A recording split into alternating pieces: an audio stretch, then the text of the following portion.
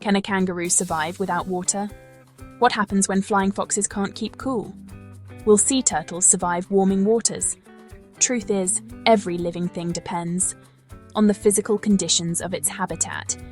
And Earth's habitats are changing faster than living things can adapt. Today we're exploring Australia's habitats and how changing conditions affect them all. But hang on, what is a habitat? A habitat is the place a living thing lives. It provides the resources living things need to survive. And different habitats have different physical conditions, including temperature, water availability, sunlight, soil nutrients, the amount of shelter, and the amount of oxygen too. But no matter the habitat, living things survive best when conditions stay within a suitable range. Before we set off, a test. Which habitat type has less water?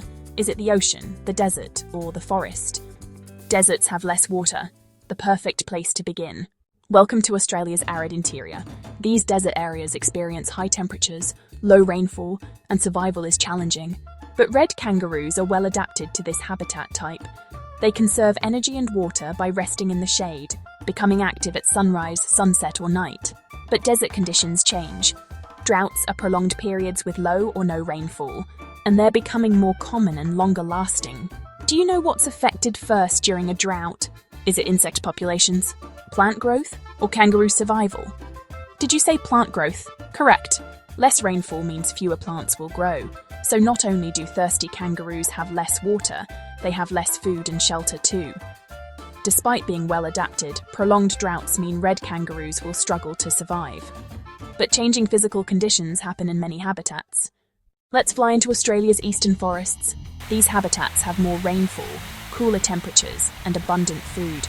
Here, flying foxes rely on the cool, shady conditions to survive, feeding on the nectar, pollen, and blossoms of Australia's native trees. Important question: why are flying foxes special in forest habitats? Is it because they aerate the soil, control insect populations, or are they pollinators like bees? Wise choice. Flying foxes are pollinators. They help plants reproduce by spreading pollen and seeds. But what if the physical conditions of forests change? Heat waves can raise temperatures beyond what flying foxes can tolerate. If it's too hot, they become dehydrated and overheat. And because they are pollinators, fewer flying foxes means fewer plants reproduce. Over time, this chain reaction slows forest growth and its ability to regenerate after disasters. Flying foxes show us how changing physical conditions in a habitat can reduce the health of living things, which can then further reduce the health of the habitat itself. Okay, time for marine habitats. These are saltwater environments with physical conditions including currents, changing depths and light levels, and wide-ranging temperatures, from icy cold seas to warm, tropical waters like those surrounding Australia's Great Barrier Reef. Let's dive in, shall we? Here, green sea turtles rely on seagrass meadows for food, coral reefs for shelter, and sandy beaches for nesting. But ocean conditions change too. As sea temperatures rise, habitats like seagrass meadows and coral reefs become stressed and damaged, reducing the food and shelter available to marine life. But the changes in physical conditions affecting sea turtles aren't just happening in the ocean. Their life cycle also depends on land. Can you guess which physical condition matters for sea turtle egg development? Is it rainfall, sand temperature, or salt levels?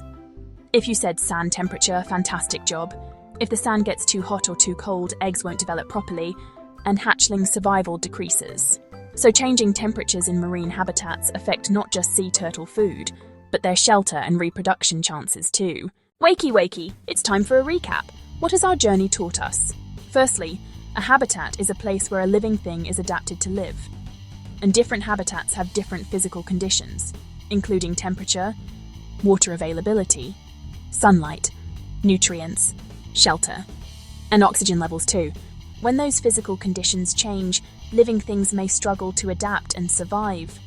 And when one species is affected, it triggers a chain reaction affecting the habitat itself and other species too. I wonder, can you name the 3 habitats we explored? Do you know what changing physical condition affected them all? Share your answers in the comments. I'll be sure to reply. Don't forget to like, subscribe, and explore our playlists for more science. Educators, you'll find resource links in the description below.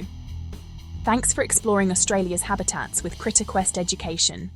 See you next time, curious critters.